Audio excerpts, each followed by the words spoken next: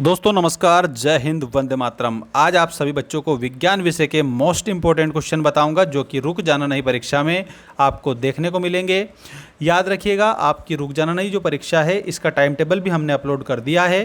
ठीक है, तो अच्छे से तैयारी करें। और अब मैं स्टार्ट करने वाला हूँ। सभी बच्चे चैनल को सब्सक्राइब करके रखें ताकि सारे पेपर की अपडेट ऐसे ही मैं लाता रहूँ।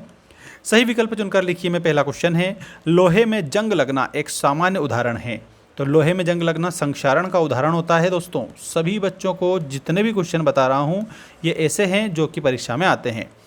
एस्ट्रोजन स्रावित होता है। एस्ट्रोजन दोस्तों अंडाशय से स्रावित होता है, ये आपको याद रखना है।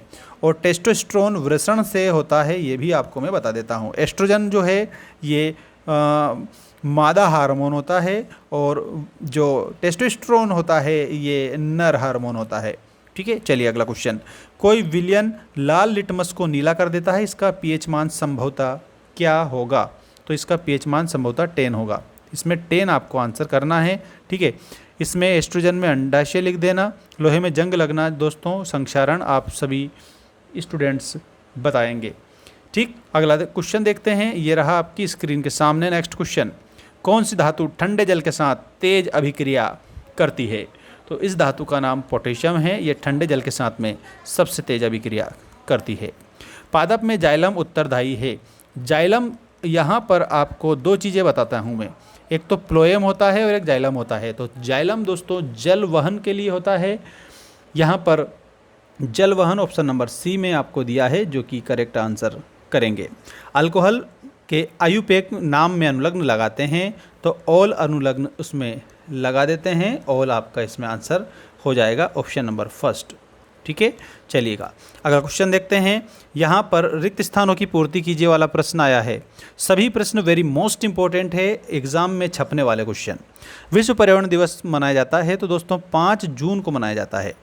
नेक्स्ट है, दृष्टि दोष का निराकरण उत्तल लेंस की सहायता से किया जाता है। तो उत्तल लेंस की सहायता से दूर दृष्टि दोष का निराकरण किया जाता है। गोली दर्पण की फोकस दूरी उसकी वक्रता त्रिज्या की आधी होती है, तो यहाँ पर आपको आधी लिखना रहेगा।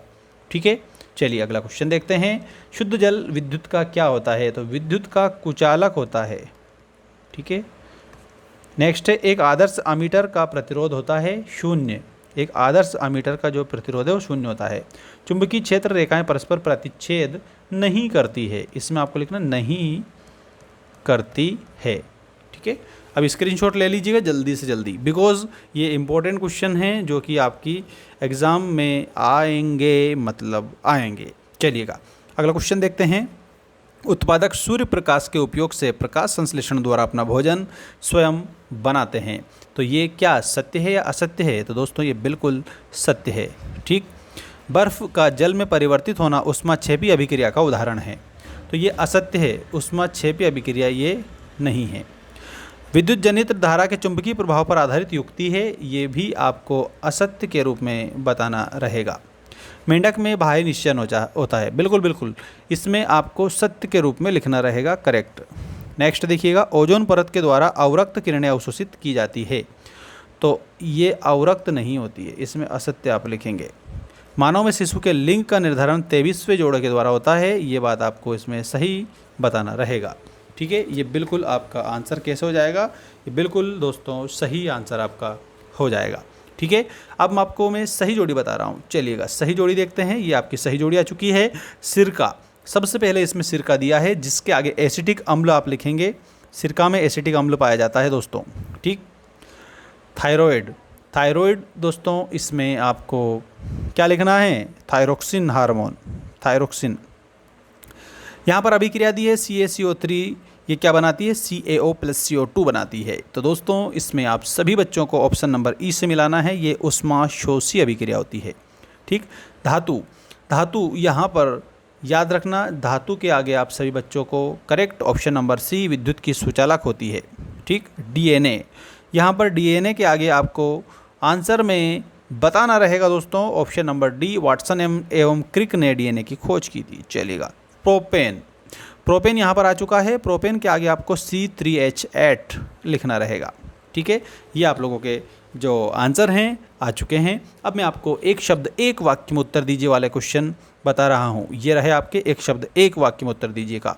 पहला क्वेश्चन, मेंडल ने आनुवंशिकता के लक्षणों के वाहक को क्या नाम दिया था? तो उन्होंने आनुवंशिकता के लक्षण के वाहक को कारक नाम दिया था, यानी कि आप सभी स्टूडेंट्स को भी इसमें कारक लिखना रहेगा। नेक्स्ट देखिएगा, रेगिस्तान की मरीचिका किस क्रिया का उदाहरण है? तो पूर्ण आंतरिक परावर्तन, पूर्ण आंतरिक परावर्तन। ठीक है, नेक्स्ट देखिएगा, मस्तिष्क का कौन सा भाग सोचने, सुनने, सूंघने, देखने आदि के लिए विशेषीकृत है? तो अग्र मस्तिष्क, अग्र मस्तिष्क। विद्युत आवेश का मात्रक लिखिएगा, तो विद्युत आवेश का मात्रक हो जाएगा कूलाम। हरे पौधों की पत्तियों में पाए जाने वाले नक का नाम बताइए? तो क्लोरोफिल पाई जाती है, जिसके कारण पत्तियां हरी होती है, तो इसमें क्लोरोफिल आप इसमें लिख दीजिएगा। अगला है, विद्युत धारा को यांत्रिक ऊर्जा में बदलने वाले यंत्र का नाम मोटर होगा, इसमें आपका मोटर आंसर हो जाएगा।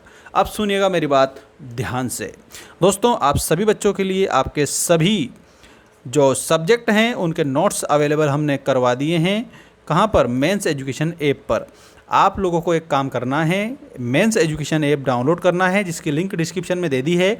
गूगल प्ले स्टोर पर मेंस एजुकेशन ऐप अवेलेबल है और यहाँ पर आपको क्लास 10th की पेड मेंबरशिप परचेस कर लेना है, जिसमें आपको 6 सब्जेक्ट दे रखे हैं और विद ऑफ़र मैंने आपको सारी चीज़ अवेलेबल वहाँ पर करवा दी है।